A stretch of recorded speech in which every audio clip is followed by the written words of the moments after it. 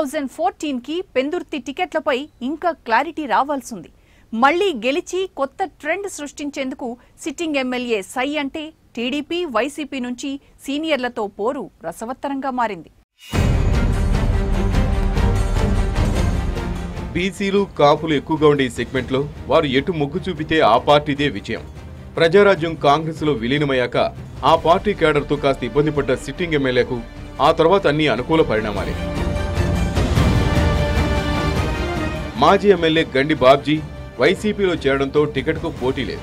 4లో ఎమ్మెల్యేగా పనిచేసిన అనుభవం కలిసి వస్తుందని నమ్ముతున్నారు ఆయన.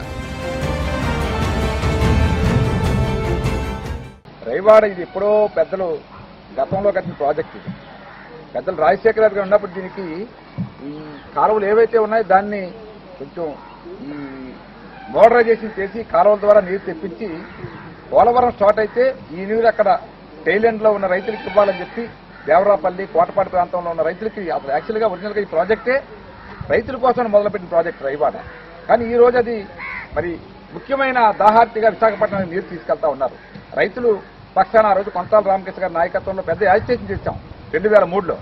ఏమని, ఈ పోలవరం తీసుకురండి మీరు, ఆ నీరు వస్తే విశాఖపట్నానికి పోలు మంచినీరు, ఇక్కడ వ్యవసాయానికి సంబంధించిన నీరు సరిపోద్ది, రైవాడ నీరు ప్రత్యేకంగా ఆ ప్రాంత రైతులకు ఉండాలని చెప్పి పోరాటం చేస్తే ఆ రోజు తెలుగుదేశం పార్టీ అధికారంలో ఉన్న హామీ ఇచ్చింది. మాకందరికీ హామీ ఇచ్చి ఆ ప్రాజెక్ట్ ఛాన్స్ చేస్తామని చెప్పి అనౌన్స్ చేసి దాన్ని ఆ రోజు మొదలు పెడితే దురదృష్టం ఏమిటంటే మనం వచ్చిన తర్వాత దాన్ని మొదలు పెట్టకుండా ఆపేశాం. సో మేము అనేది ఏమిటంటే ఆ ప్రాజెక్ట్ ఏదైతే ఉందో పోలవరం ప్రాజెక్ట్ వచ్చి ఉత్తరాంధ్ర చూసేంత కానీ మొదలు పెడితే డెఫినెట్గా రైవాడ నీరు ఆ రైతులకు అందుతుంది. మీరు ఎమ్మెల్యేగా గెలిస్తే నియోజకవర్గ ప్రజలకు ఏం చేస్తారు?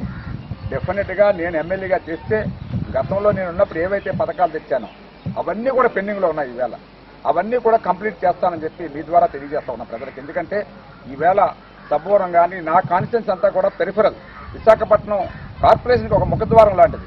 దీన్ని ఎవరొచ్చినా ముందు ఈ కాన్స్టిట్యున్సీ నుంచే వైజాగ్లో అడుగు పెట్టాలి. దీన్ని ఒక అత్యంత సుందరమైన నగరంగా తయారు చేసే భాగంలో ఈ ప్రాంతం ముందు అభివృద్ధి చేయడానికి మేము కృషి చేస్తాం తప్పనిసరిగా. ఇక తెలుగుదేశం అభ్యర్థిగా మాజీ మంత్రి బండారు రేసులో ఉన్నారు. పరవాడ నుంచి 3 సార్లు ఎమ్మెల్యేగా గెలిచినా 2004లో పెందుర్తిలో ఓడిపోయారు. ఇక 2009లో ఆయనకు టికెట్ లేదు. నియోజకవర్గంలో ప్రజలకు అందుబాటులో ఉంటూ పట్టు పెంచుకున్నారు.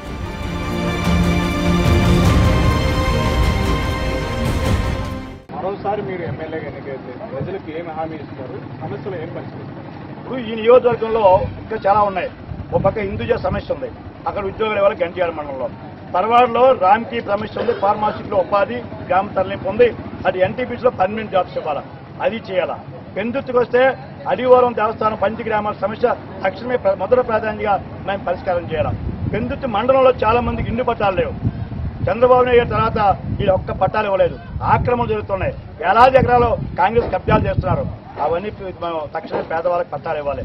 పెందుర్తిలో హాస్పిటల్ అండి, నియోజకవర్గ హెడ్ క్వార్టర్లో ఏబీవీపీ ఉండాలా, ఈ గవర్నమెంట్ పాలసీ. ఇవాళ ఏబీవీపీ లేకుండా దిక్కుమాలిపోయింది పెందుర్తి హాస్పిటల్. ఓ పక్క సబ్బవరంలో సెంట్రల్ యూనివర్సిటీ రావాల్సి ఉంది. మేము అది పోరాడాం, కడప పోతే ఆపాం, అది రాలేదు.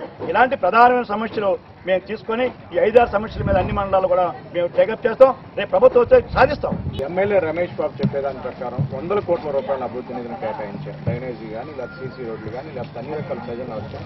ఇంటే మీరేమంటారు? ఆయనకి అవగాహన లేదు, రాజకీయ నాయకుడు కాడు, సమస్యలు తెలియవు. ఆయన శంకుస్థాపనలో ప్రారంభాలు చేసిన ఏమిటంటే మొన్న పంచాయతీ సర్పంచ్ని పక్కన పెట్టి, మండలాలు పక్కన పెట్టి, కార్పొరేట్ ఎన్నిక జరపకుండా ఆ పలకాలకే శంకుస్థాపన చేస్తాం. ఇగో ఈ పలక శంకుస్థాపన చేశారు ఎమ్మెల్యే. ఇక్కడ మనం నిలబడి మాట్లాడుతున్నాం. ఈ నిధులు ఎవరు అడగండి ఎమ్మెల్యే గారిని, పంచాయతీ సర్పంచ్ గారు చేయాలా. ఎమ్మెల్యే ఏం చేయాలా, ప్రభుత్వం నిధులు తేవాలా, ప్రభుత్వం పథకాలు తేవాలా, ప్రభుత్వం నుంచి పెద్ద పెద్ద స్కీమ్స్ తేవాలా, వాటర్ సప్లై స్కీమ్స్ కానీ. నేను ఆ రోజు 116 కోట్ల వాటర్ సప్లై స్కీమ్ తెస్తే ఇప్పుడు అమలు చేయలేకపోయినాడు ఎమ్మెల్యే గారు. ఈ ఎమ్మెల్యేకి అవగాహన లేదు, రాజకీయ అవగాహన లేదు. ఆయన వ్యాపారి, ఇప్పుడు పారిశ్రామిక వాళ్ళతో కానీ పడి వ్యాపారాలు చేసుకుంటున్నాడు. ఆయన వ్యాపారం వచ్చిన వ్యక్తి గారు తప్ప ప్రజాప్రతినిధి కాదు, ఆయన సేవకుడు కాడు. అట్లా ప్రాపర్టీ పంచాయతీ నిరూపిస్తాం మేము. అది ముగ్గురు ఉద్దండులు, 4 మండలాలు, ఎక్కడ ఎవరికి పట్టు? పెందుర్తి ఓటర్లు ట్రెండ్ ఎలా సెట్ చేస్తారు? పెందుర్తిలో ముక్కోణపు పోరు నెలకొంది. తెలంగాణ విభజనపై పార్టీల తీరును బట్టి వారి బలాలు మారిపోవచ్చు. ప్రస్తుతానికి పెందుర్తి మండలం సిట్టింగ్ ఎమ్మెల్యే రమేష్ బాబుకు ప్లస్. సెగ్మెంట్ హెడ్ క్వార్టర్స్ లో చేసిన అభివృద్ధిపై ఆశతో ఉన్నారు. పంచాయతీ ఎన్నికల్లోనూ ఎమ్మెల్యే తన సత్తా చాటారు. పరవాడలో సైకిల్ దే స్పీడ్. మాజీ మంత్రి బండారుకు ఆది నుంచి దీనిపైనే పట్టు ఎక్కువ. ఇక సబ్బవరంలో వైసీపీకి బాగుంది. మాజీ ఎమ్మెల్యే గండిబాబ్జీ సొంత మండలం 2 సార్లు సర్పంచ్గాను గెలిచారు. ఇది కాస్త మెరుగ్గా ఉంది. ఇక్కడ వైసీపీ కాంగ్రెస్ మధ్య మెయిన్ ఫైట్. ఇక పెద్దగంటేడలో వైసీపీ టీడీపీ మధ్య నువ్వా నేనన్నట్లుగా ఉంది.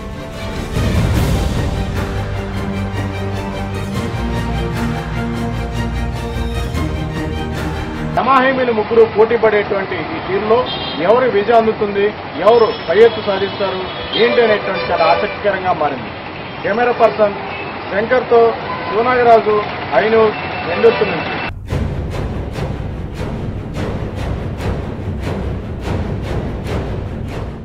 ఇది పెందుర్తిపై ఐ ఓట్ గ్రౌండ్ రిపోర్ట్. మరో సెగ్మెంట్తో రేపు మళ్ళీ కలుద్దాం. Keep watching I news.